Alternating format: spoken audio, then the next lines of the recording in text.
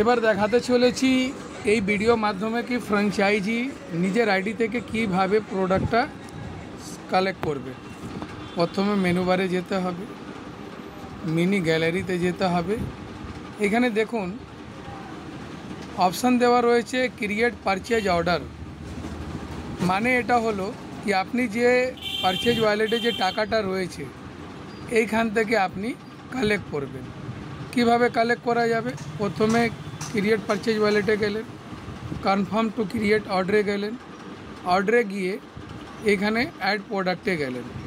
ধরুন আমি একটা ডিশওয়াশ জেল নিব, ডিশওয়াশ জেলে ক্লিক করে আমাকে কি করতে হবে, অর্ডার নাওতে যেতে হবে।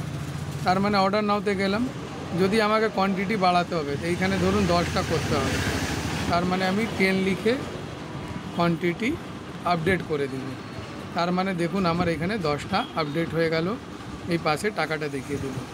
এবার যদি এখানে আমি যদি এইরকমই যদি বেরিয়ে যাই, আমি কিনলাম না, এরকম যদি বেরিয়ে যাই তাহলে আমার অর্ডারটা পেন্ডিং দেখাবে।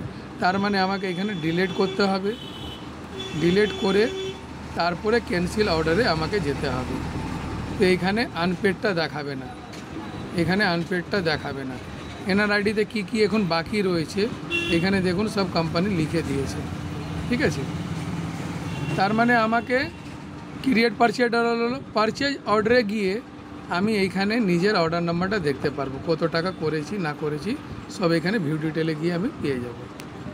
তারপরে কি দেখাচ্ছে, ক্রিয়েট সেল অর্ডার, মানে আপনার ফ্র্যাঞ্চাইজিতে যে প্রোডাক্টটা রয়েছে আপনি কাউকে সেল করছেন। তার মানে ক্রিয়েট অর্ডারে যেতে হবে, প্রথমে ওনার যার আইডিতে করতে হবে, তার মানে পিসি 91 61 87, পিসি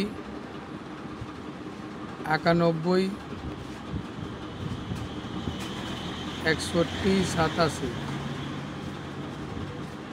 91 61 87। তারপরে রয়েছে 294 পাশে ক্লিক করলে যাদব মিস্ত্রি নাম আমার ওর চলে এলো। কনফার্ম অর্ডার লিস্টে যেতে হলো। এবার অর্ডার লিস্টে গেলে আপনার কাছে যত প্রোডাক্ট আছে এখানে সব এসে গেল। এখানে